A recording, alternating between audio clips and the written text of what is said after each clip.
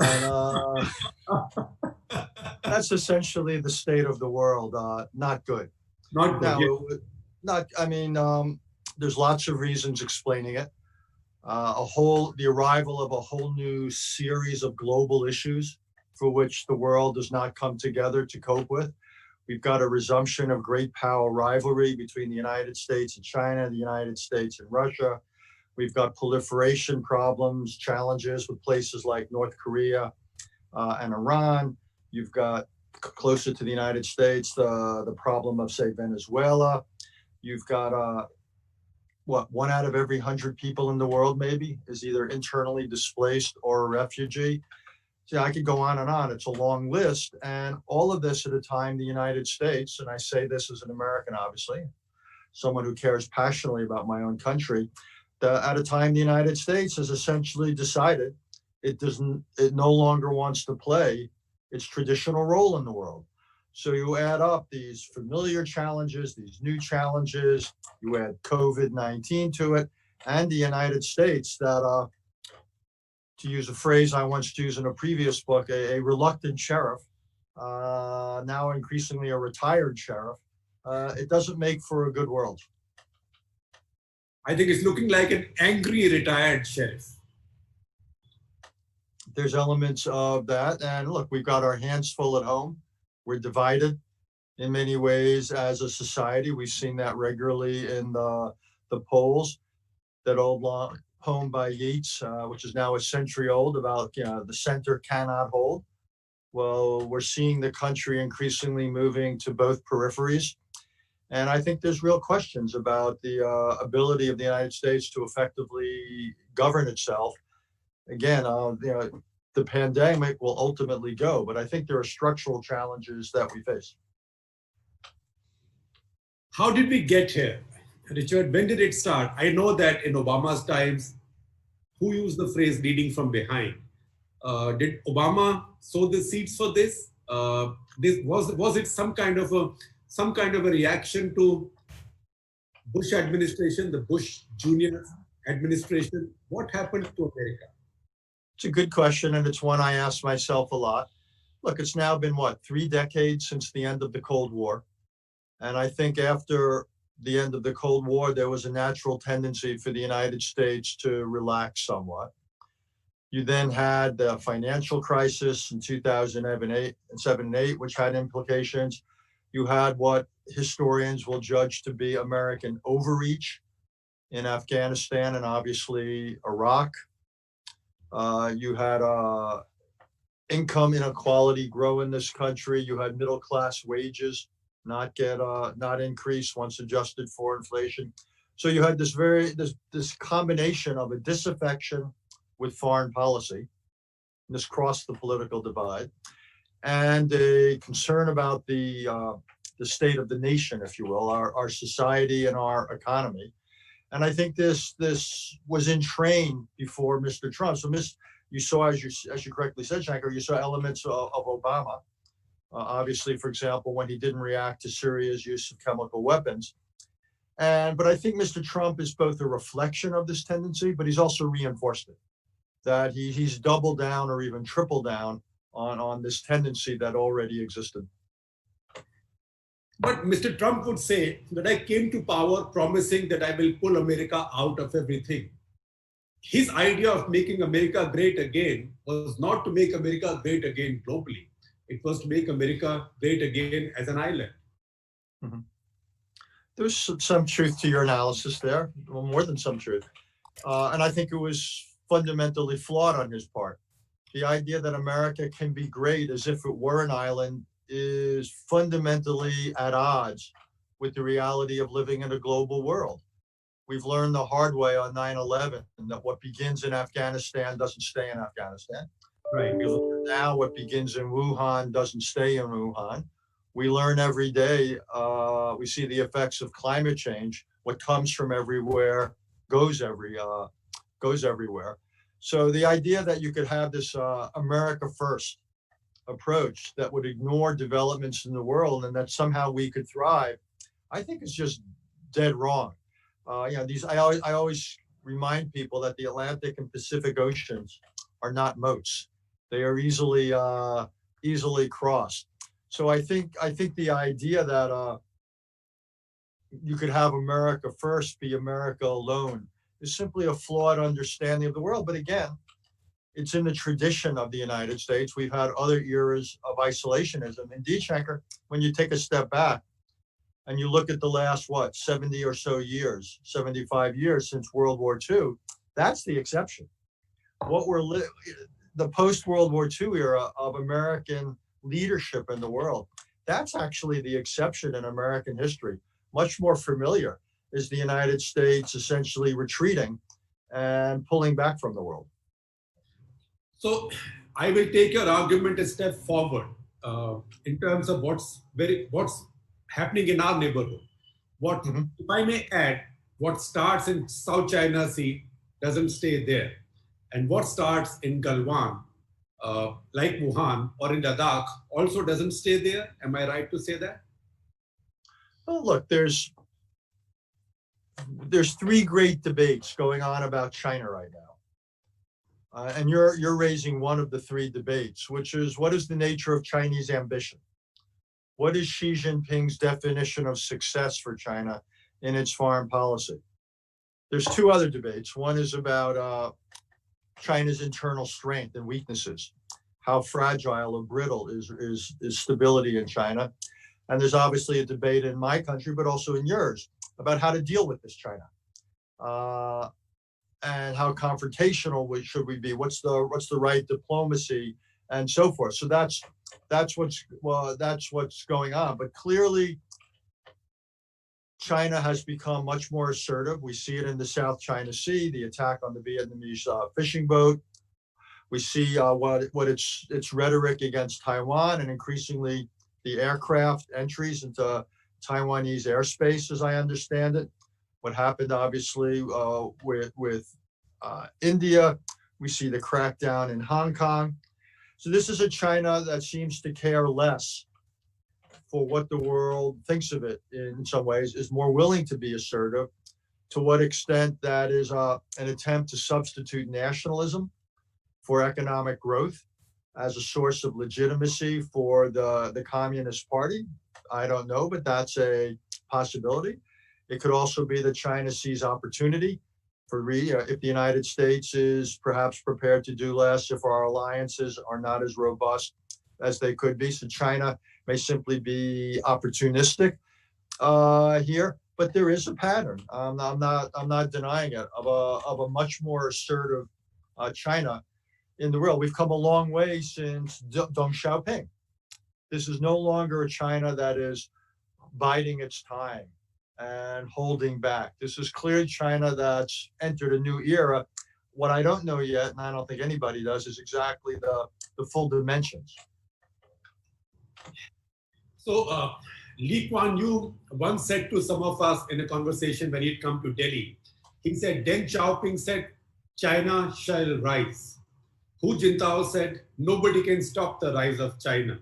I think to that now, Xi Jinping is saying, China has risen, so deal with us. Is that how it is? Well, that seems to be true to some extent. So I think, as I said, one of the debates is how to deal with it. Again, I don't know the full extent of Chinese ambitions, and it's possible that the extent of their ambitions will in part depend upon our response. Ambitions have been known to grow historically if there's not resistance. So we have to decide for ourselves, what are we prepared to tolerate? And to me, the goal of foreign policy should not be to stop China's rise. China will decide to what extent it rises. To us, it should be, how do we encourage certain kinds of behavior by China? And how do we discourage other kinds of behavior? This is the classic challenge of dealing with any major power. And that's, look, you're from India, I'm from the United States. This ought to be topic number one in some ways on the US-Indian agenda. This is why you have real strategic conversations. What the United States and India call a strategic dialogue, quite honestly, is for the most part not one. It's two enormous bureaucracies getting together, reaching modest agreements, if that. What we need, though, is a real strategic conversation and understanding about China and what it is we're prepared to to do about it individually or collectively. So what happens when assertion becomes roguish behavior? And how do you, if I may paraphrase what you're saying, how do you keep assertion to assertion, but without becoming roguish? Well, look, it's a natural foreign policy problem. Whenever you face a strong country, you have to assume that at times it's going to test. So let me put myself in India's shoes, if I may, and if I get something wrong here, push back and correct me. So India faces this powerful neighbor called China. Its economy is several times your size in terms of GDP per capita. Its military is stronger. So India has certain options. One would be to appease or assuage China, some version of what we called during the Cold War, perhaps unfairly, Finlandization. That's one option, to essentially allow China, not everything. If I may interrupt you, maybe that's what confused Trump into believing Finland is a part of Russia. Maybe he hadn't read my book. I would have explained this. The book is a primer. But that's why I'm not recommending it as an option. I'm simply saying it's always an option for weaker countries.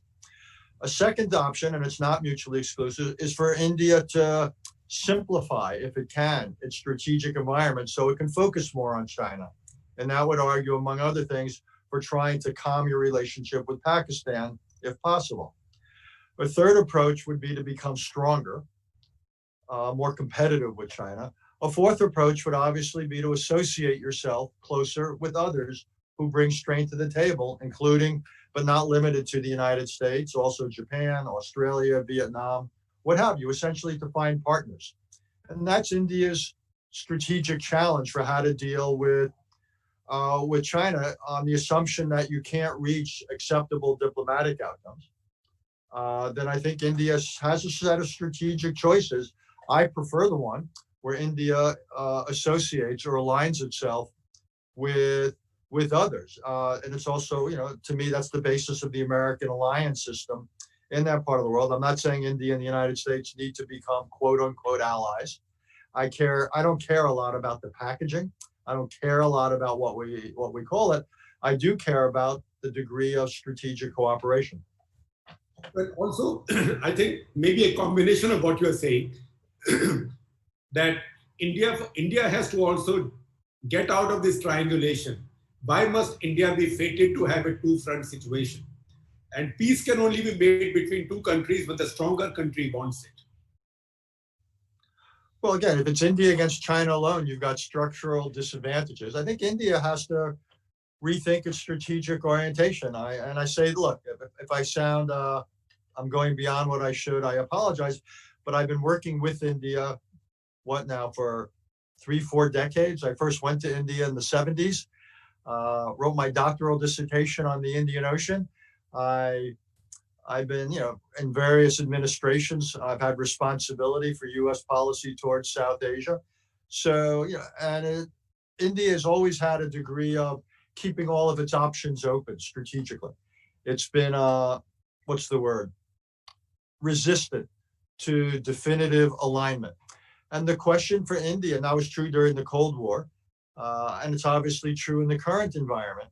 And the real issue is whether that type of strategic ambiguity or keeping all your options open still serves India's interest if as it turns out, China has entered a more assertive phase.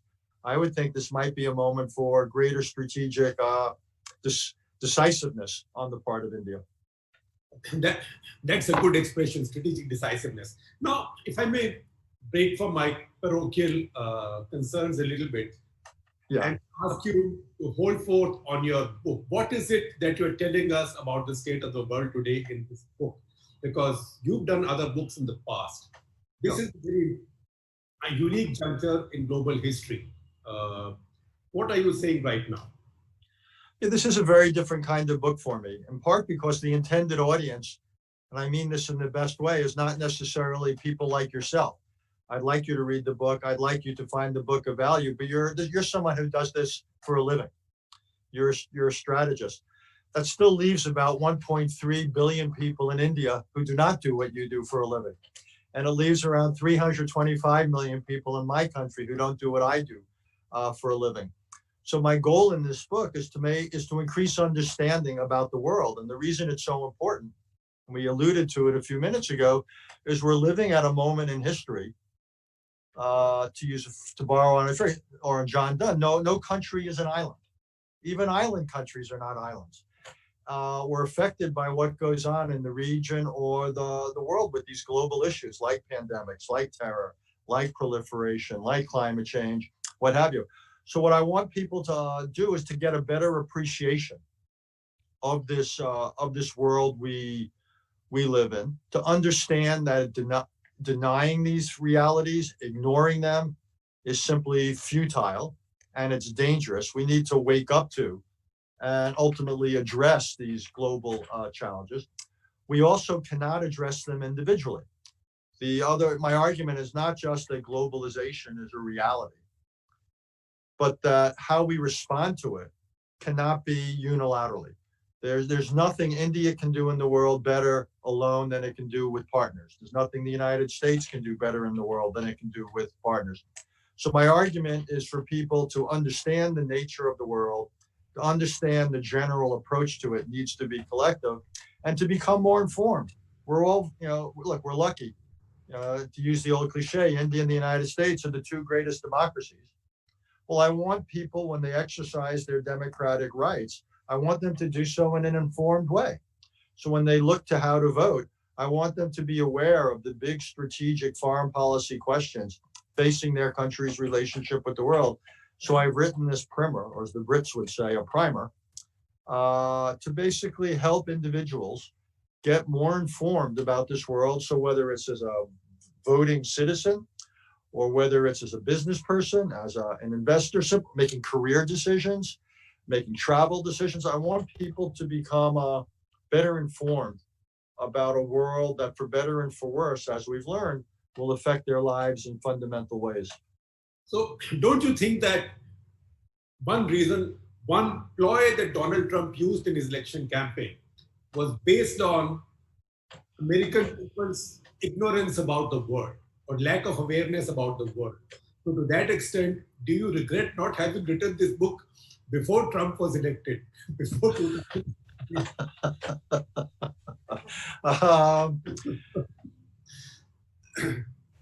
Fair enough. My last book was about a world in disarray, and it was about the world that was going to greet the 45th president, whoever it was. As I like to say, Shekhar, when you're elected president of the United States, excuse me, you can choose your vice president, you can choose your cabinet, you can choose what you say at your inauguration. The only thing you can't choose is your inbox. You cannot choose the world that will greet you when you enter the Oval Office. So my last book was designed to talk about the deteriorating world situation that was going to greet the 45th president of the United States. I'm actually glad I wrote that, because I think it was a very sobering book. The few books I wrote before that, a lot of them were where I thought the United States had lost its way in the world. And I think when you look at where we were after the Cold War 30 years ago, I think historians will be properly critical of the United States for what we did with the tremendous advantages we enjoyed 30 years ago. If I had to use a single word, and it's very harsh, but I'll use it all the same, I think we squandered our inheritance at the end of the Cold War. We really don't have much to show for it in terms of the world or in terms of American interest in the world. So I'm very frustrated with it. And I finally concluded that one of the reasons this was the case is because Americans were not paying enough attention to the world and to foreign policy choices. So in some ways, it took this era, I thought, of the United States squandering this amazing opportunity to get me to the point where I said, okay, instead of writing yet another book for the small fraternity and sorority of experts, I needed to try to write a book for average people, for quote unquote normal people, because it turns out we don't really teach these issues in schools. We don't really cover them very well on our television. So most people, at least in my country, I won't speak for India, but I think it's probably true of India as well. Most people are not getting don't have the background and aren't getting the education they need to make informed judgments about the world. My colleague, Nanima Basu, she covers diplomatic affairs for us. She has a question and I will ask you a follow-up. She says, under President Trump, we are seeing an increasingly new America, an America that strongly believes in imposing sanctions, bans, disrupting multilateral institutions by looking inwards and becoming more protectionist. So she wants to know if this can be reversed now. And I want to know, did you anticipate this when Trump was contesting or when Trump was campaigning? Let me take the questions in reverse. I met with Mr. Trump, I don't know if you remember, when he was campaigning. He asked to see me, so I spent an hour with him in Trump Tower talking with him about the world. During one of the debates he was having with Hillary Clinton, he was asked who he listens to in foreign policy, and he mentioned me. But when we'll forgive you for that. Well, actually, he didn't listen a lot to me, because when we did meet, I made the argument for free trade, against protectionism. I made the argument for American leadership in the world, not for isolationism. And clearly, I didn't have much influence on him. So, yes, some of this was predictable, not the details, but the idea that this president would become protectionist, yes, I think that was predictable, because he entered office believing firmly, not cynically, believing it with all of his heart. And I think he's dead wrong, but that the United States, he believes two things: that trade has been bad for the United States, we've lost more than we've gained, and that the costs of American leadership have been greater than the benefits. And we went back and forth on disagreeing on those two judgments, but that's how he entered office. So no one was able to predict a lot of the details, but the general trajectory of Mr. Trump's foreign policy, it was also there in his inaugural speech. Can it be reversed? Look, I think if it is Mr. Biden, reversing it will be difficult in certain areas. Trade will be difficult because his own party is quite protectionist. Democrats, for example, were against the Trans-Pacific Partnership. So I think he'll have to win over his own left in order to enter trade agreements. That will be difficult, but I don't think you would see anything like the use of unilateral tariffs and sanctions. I don't think you would see the same weaponization of American international economic policy. I think other aspects of foreign policy, I do think you would have a more multilateral approach. I think the United States would do things like get back into the Paris climate process. You would not have the United States taking troops out of Germany unilaterally and so forth. I think you would have a more familiar foreign policy, which I think is good, only because I actually think we've been well served by many of, not all, but many aspects of American foreign policy over the last 75 years. I think the problem for Vice President Biden, if he becomes President Biden, will be that he will inherit a very difficult inbox in the world. And the United States will still be feeling the ravages of COVID-19. We'll have tens of millions of people out of work. We'll still be divided politically. We'll be divided on matters of race. So a lot of the pressure on a President Biden will be to focus domestically. So Mr. Trump talked about America first as an ideology. Well, Vice President Biden, if he becomes President Biden, will feel, I think, certain pressures to focus on our internal challenges. He still, though, given our political system, I think would have considerable freedom when it came to diplomacy, to changing the behavior of the United States in the world.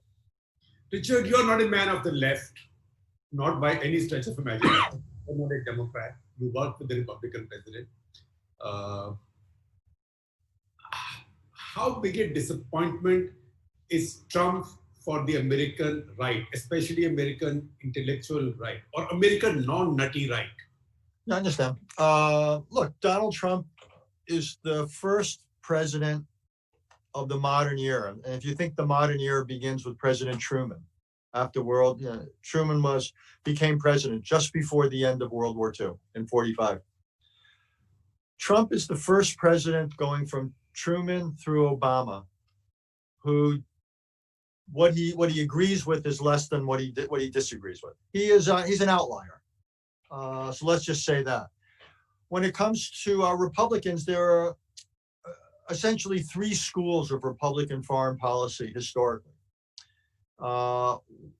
In its very simplified form, one is the one represented by Bush the father, kind of traditional Republican realism.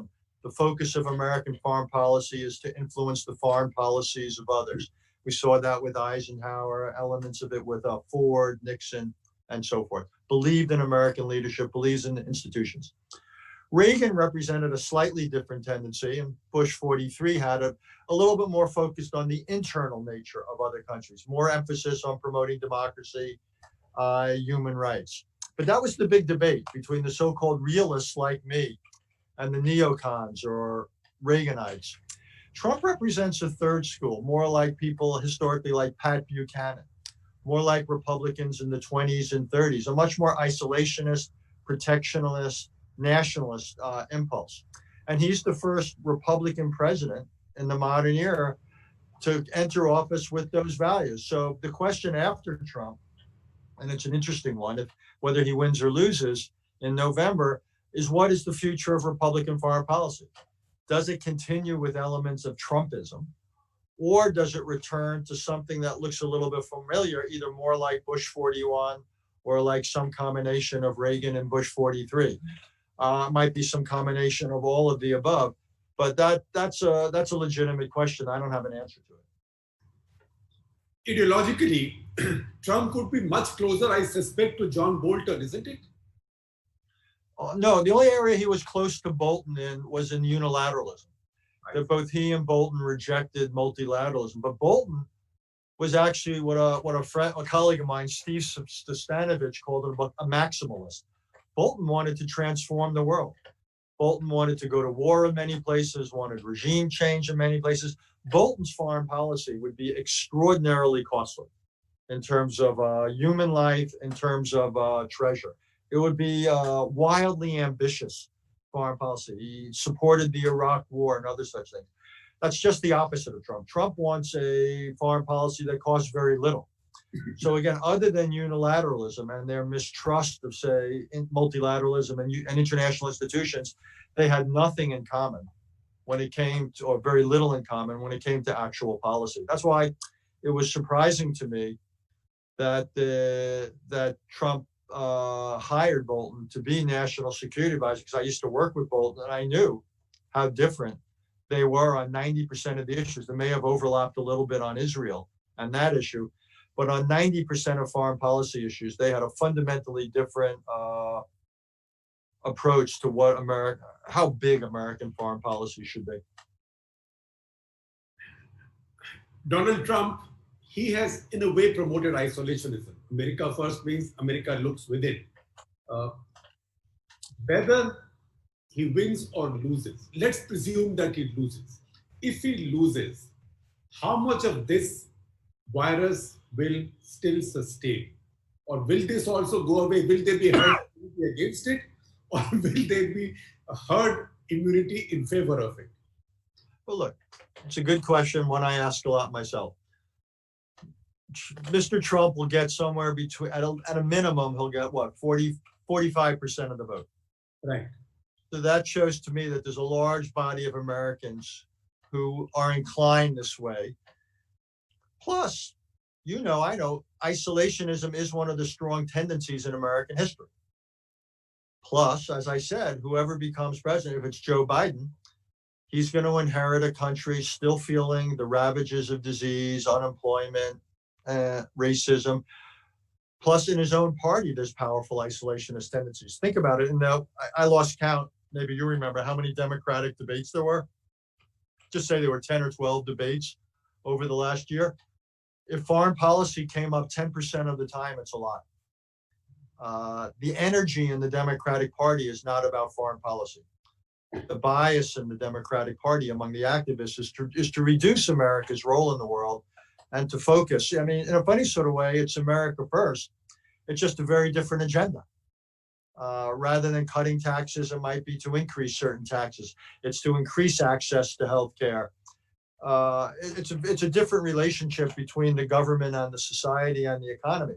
But there is something in common on a de-emphasis of America's leadership in the world. So Vice President Biden will have to deal with these pressures. And again, I think it will limit what he's prepared to do in the way of using military force and so forth. But he will enjoy, as any president does, a lot of discretion and a lot of latitude when it comes to diplomacy.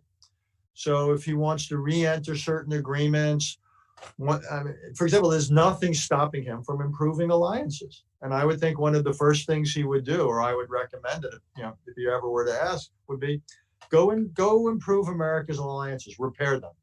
Alliances are one of the great advantages we have when it comes to dealing with the world. We don't have to do things alone.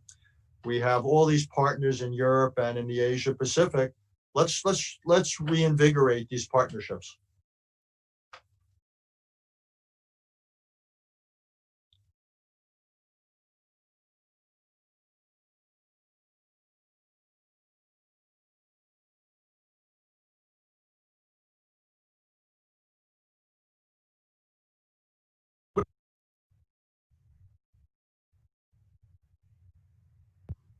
Suddenly you're frozen and I've lost all sound. I think the connection went out. You want me to repeat the question? Yeah, I heard nothing of it, so please repeat it. YP Rajesh, our managing editor, wants to know, has coronavirus killed globalization or is it only in critical care and can recover? And if so, what will it take to rescue it?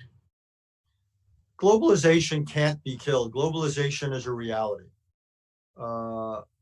Climate change continues. Proliferation continues. Information continues to flow. Disease continues to spread. So globalization continues. Now, countries, if they choose, can push back against certain forms of globalization. And I think we'll see pushing back against immigration. That will continue. We'll see certain pushing back against tourism. Well, you won't have to push back. People won't want to do it. So I think selectively, COVID will slow globalization. You may also see a lot of countries try to become more economically self-sufficient. There might be a movement towards greater domestic production or stockpiling of critical items. So I think there'll be some selective pushing back against globalization. But for the most part, the reality of globalization will continue. And the real choice for policy is how do you respond to it? But to simply be anti-globalization, that's King Canute fighting the tides. Right. So if you look at the state of the world, your books about the world, go any direction, clockwise, anti-clockwise, you see Trump, Abe, Xi Jinping, Narendra Modi, Erdogan, then Boris Johnson, Bolsonaro, Orban, and when you get bored in the middle, there is Duterte, right? Netanyahu, I forgot. So this is a world run by this strongmen, or I would say these alpha males of the nationalist right. Does it make the world a better place or a worse place? And if so, where do you see them headed? Because they're all the same. Look, this is a moment where you're right. You've got a lot of populist nationalist figures. And what's interesting, some come out of democracies like Bolsonaro or Trump, and some come out of authoritarian systems. So that tells you something about the age. And I think it shows that a lot of people, for whatever reasons, are uncomfortable with globalization. There's economic inequality.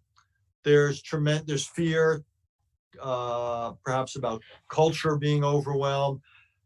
But one way or another, governments aren't delivering to a lot of their people. So there's an attraction for this populist nationalist strongmen. I think what'll change is, do I think it's been good for the world? No. Again, I think the trends in the world have been bad. What's going to happen, though, is those strongmen who perform badly in the face of COVID-19, I think will ultimately lose power. I mean, someone like Bolsonaro, he's a disaster. for Brazil and the world. So, and then Democrats who do well. We see it in New Zealand. We see it in Australia. We see it in South Korea, Japan,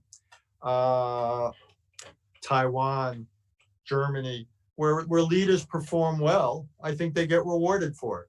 So I don't think the strong men are safe, shall we say. And then history goes in cycles. And after this, there'll be economic recovery. And I think if you have smart policies, more and more individuals in these countries won't want to see radical change. They'll want actually a little bit of stability, of calming down. So I think there's an opportunity here. I think the American election will be interesting just for this reason, because Trump and Biden represent two very different political styles, as well as, put aside policy, but just the styles of leadership could hardly be more different.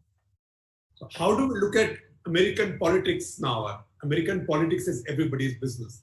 How do we look at it when Colin Powell says he'll vote for Biden? Well, what I think it says is that party labels mean less and less. A plurality of Americans now defines themselves as neither Republican nor Democrat. We talked about it a few minutes ago. Trump's definition of republicanism is about as far from mine as you can get. And again, the idea that George Bush the father and Donald Trump both call themselves Republicans makes the word almost meaningless. The Democratic Party, you've got enormous differences as well between the so-called progressives of the far left and more traditional centrists. I think what this suggests is parties have lost a lot of their power in American politics. The spectrum's gotten wider.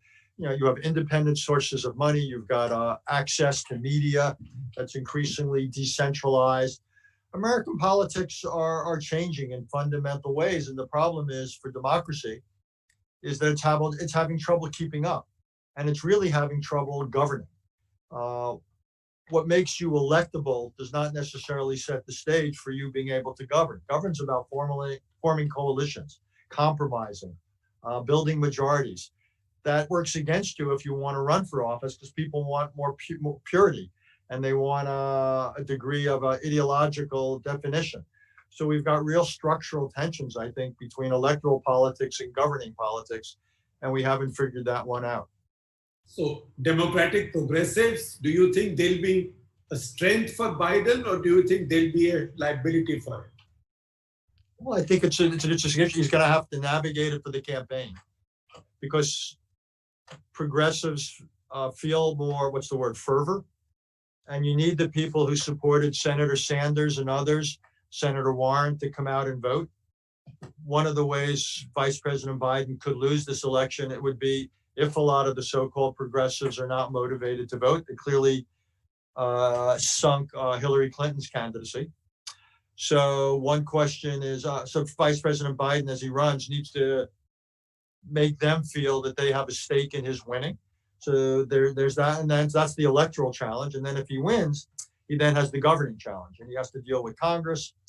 And look, my guess is there's always a tension in American politics. I expect in India's between centrists and people at more towards their edge, and that's what compromise is about. So I think for if Vice President Biden becomes President Biden, he's going to be pressured by members of Congress and outsiders to take more progressive positions.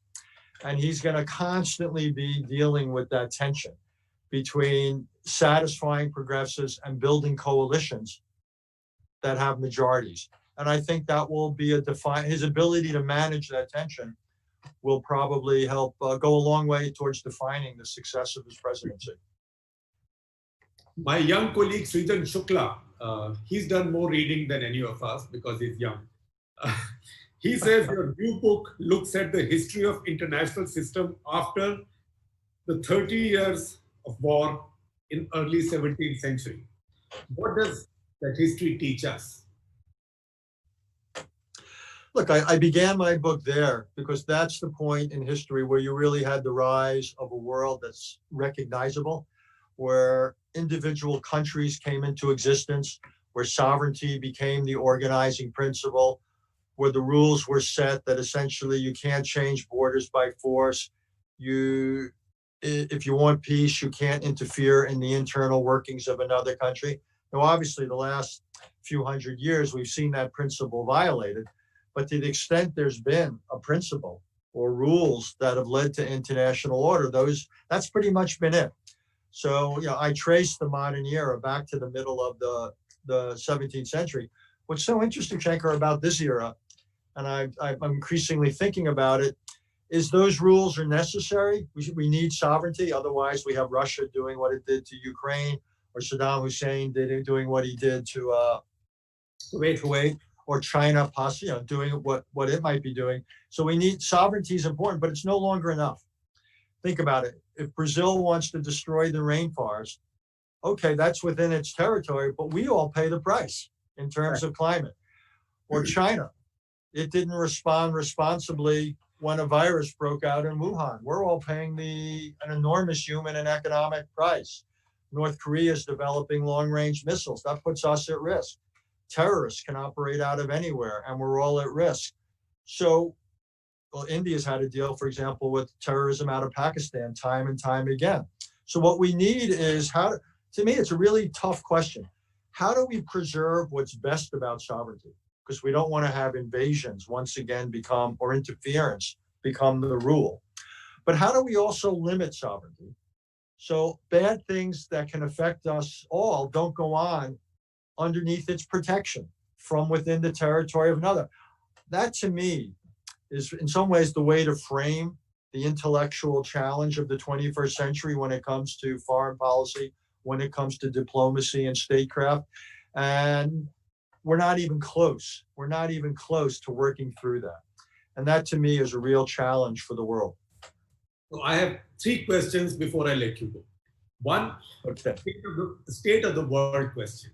Francis Fukuyama said to me in one of these interviews, I think 3 years back, he said, he had come to India, he said that the new threat to global stability and security is no longer Islamic terror, it is the unrestrained rise of China.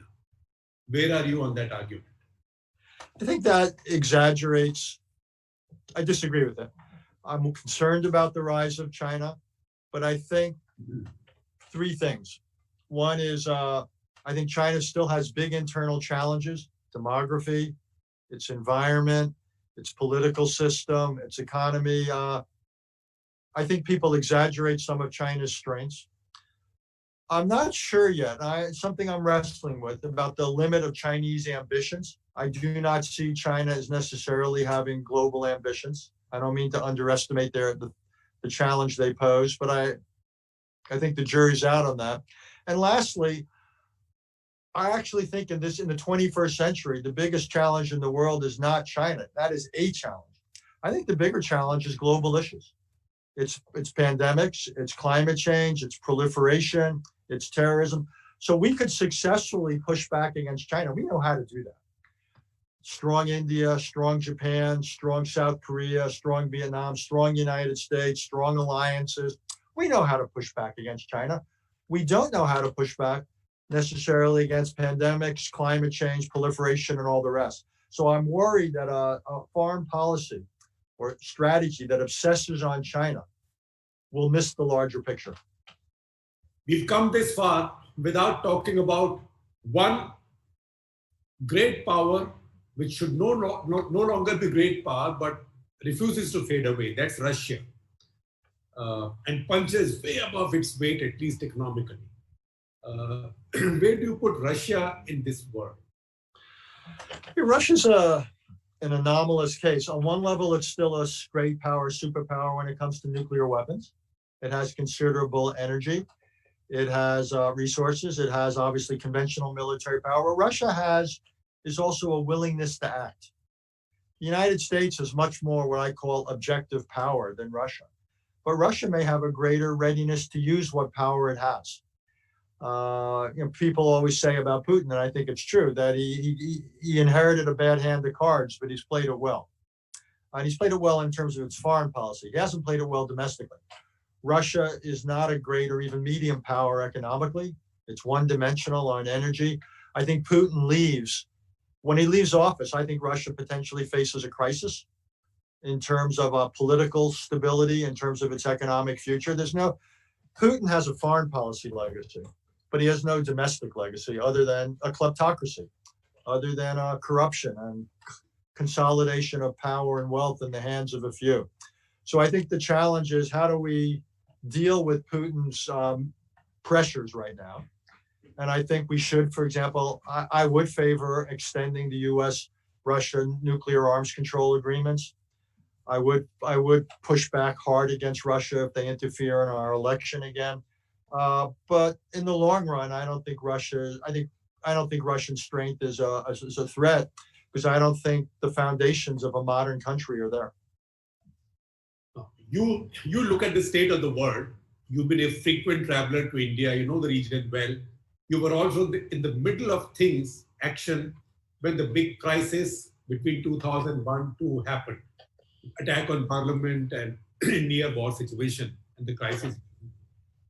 If you were an Indian strategist, or if Indian strategists asked you for advice, since you are now free intellectual, on whether India should accept this two-front situation forever, or it should try and break out of it? And if so, what is the way to break out of it? Give us a 2-minute tutorial.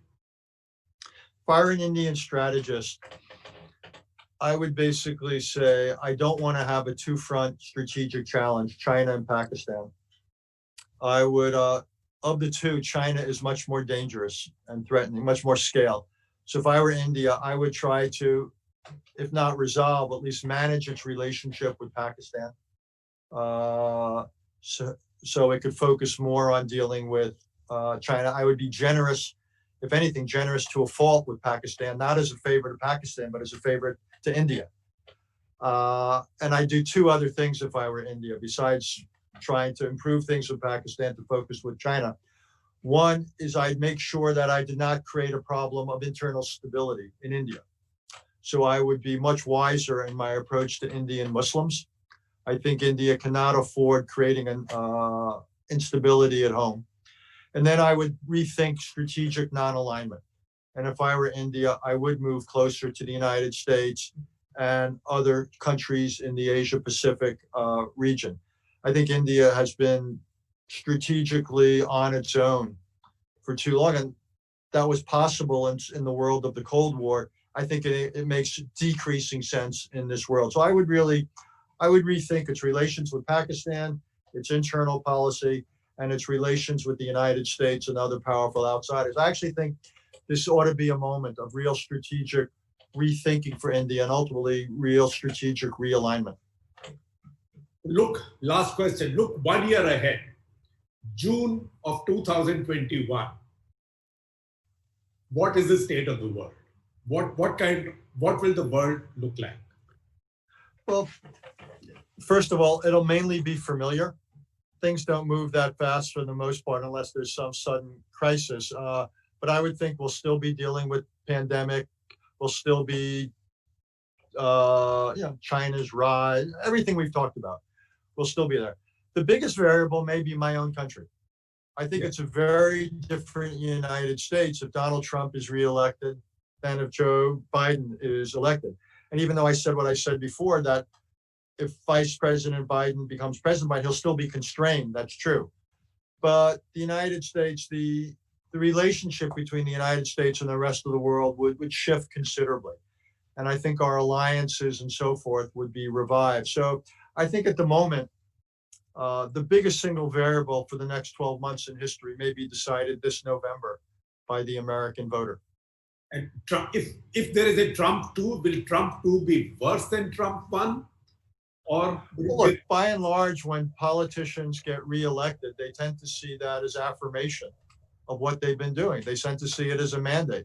So I would think Trump 2 would be Trump 1 plus. I think you would see continued unilateralism, continued criticism or distancing of alliances, of multilateral agreements, protectionism, use of sanctions, use of tariffs. Essentially, Trump you'll see what you've seen in this term, but as we would say, on steroids. That would be my sense, and I think that would be I'll just be neutral for a second. I think it would be a truly consequential presidency if we were to have 4 more years of that kind of foreign policy by the United States. Richard, on that very reassuring note, we can bring this to a conclusion. Thank you very much. I asked you for a 2-minute tutorial at one point, but this has been an hour-long tutorial, a real masterclass. Thank you very much and all the very best. And I hope your book is soon available in bookshops in India. And we have many, many, many viewers watching this, and they all go and buy, because everybody needs to know the basics about the world, which is what this book offers. So thank you very much. Thanks, my friends. Thank you for having me, and stay healthy and safe. You too. Bye-bye. The Print off the cuff. Corporate partner, AU Small Finance Bank. Airline partner, SpiceJet.